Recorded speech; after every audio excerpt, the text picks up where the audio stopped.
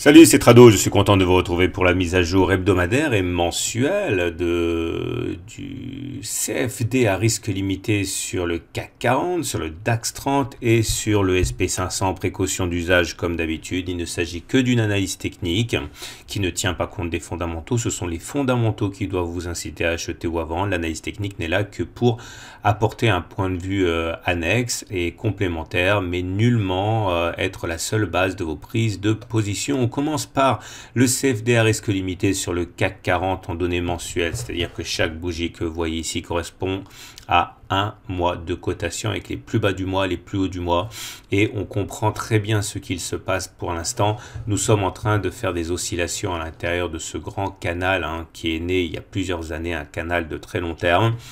Si le mouvement oscillatoire devait arriver à son terme, eh bien effectivement, ça nous amènerait à aller tester les 6000.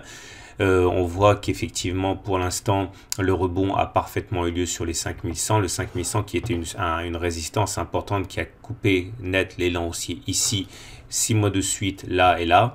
Et après avoir été cassé, eh bien, on est de manière très classique venu le retester dans un throwback et transformer la résistance en support, niveau à partir duquel les cours sont repartis de l'avant.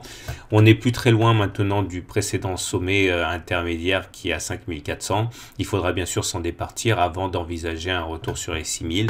Pour l'instant, il est clair que les haussiers tiennent le marché.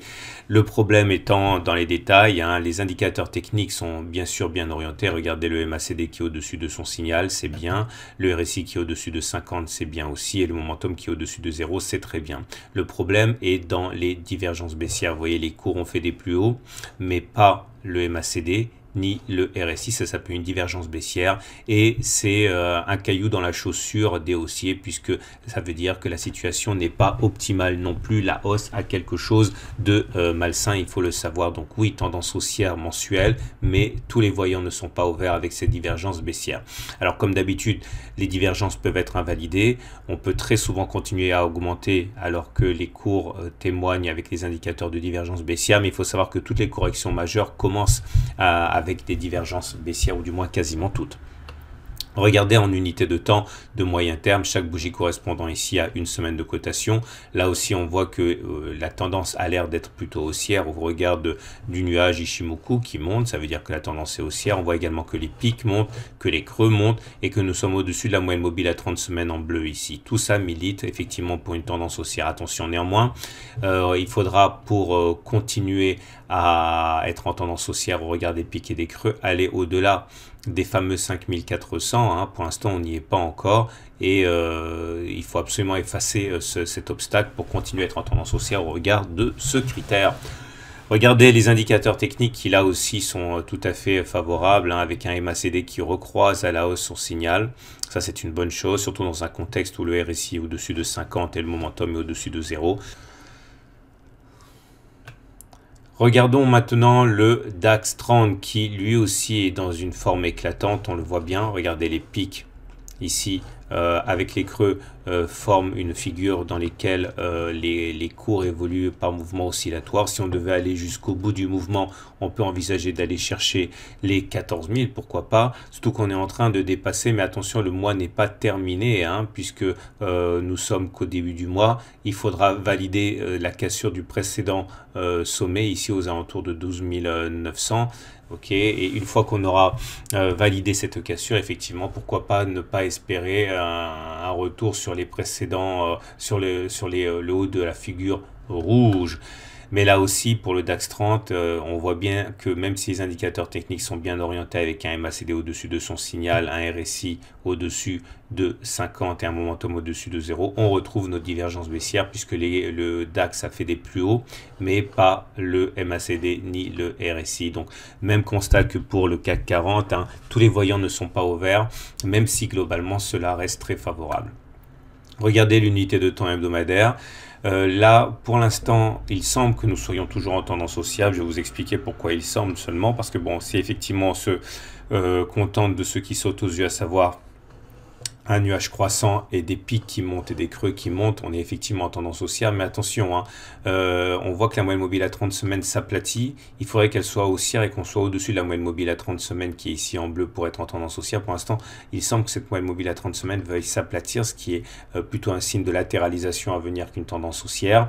Et il faudra également, au niveau des indicateurs, absolument régler ce problème de divergence baissière que l'on retrouve, hein. Regardez, les cours, le DAX fait des plus hauts, mais ni le MACD, ni le RSI, ni le momentum ne fait de plus haut. C'est un petit peu inquiétant, même si, encore une fois, globalement, c'est bon puisque le MACD est au-dessus de son signal, le RSI au-dessus de 50 et le momentum au-dessus de 0. Donc tout ça, c'est valable. Il y a toujours cette histoire d'indicateur et de divergence baissière qui est un petit peu qui incite à la prudence.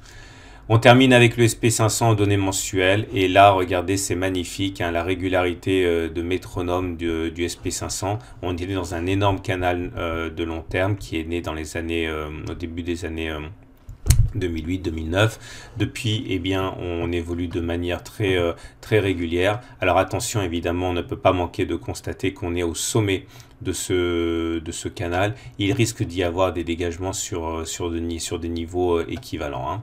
Là aussi, même si les indicateurs techniques sont bien orientés avec un MACD au-dessus de son signal, un RSI au-dessus de 50 et un momentum au-dessus de 0, on note une divergence baissière sur le MACD puisqu'il n'y a pas de plus haut sur le MACD alors qu'il y en a sur le SP500. On descend d'une unité de temps, on va chercher une unité de temps hebdomadaire. Là aussi, très belle tendance haussière avec des pics qui montent, des creux qui montent, une moyenne mobile à 30 semaines qui monte, le nuage qui monte, tout cela effectivement semble militer pour une belle tendance haussière. Et regardez, là aussi les indicateurs techniques bien orientés, momentum au-dessus de 0, RSI au-dessus de 50, MACD au-dessus de son signal avec un joli croisement. Mais voilà, divergence baissière aussi qui ternit un petit peu le bilan global. Donc voilà ce qu'on pouvait dire pour le SP500, le DAX, le CAC. La tendance est favorable en unité de temps mensuelle, en unité de temps hebdomadaire. Tout semble se passer de la meilleure des façons. Mais voilà, il y a des divergences baissières. Ces divergences baissières ne doivent pas être éludées. Si on investit maintenant, il faut savoir que on n'investit pas dans des conditions 100% sécurisées, même si la tendance est indéniablement haussière. Je vous dis à la semaine prochaine pour la mise à jour.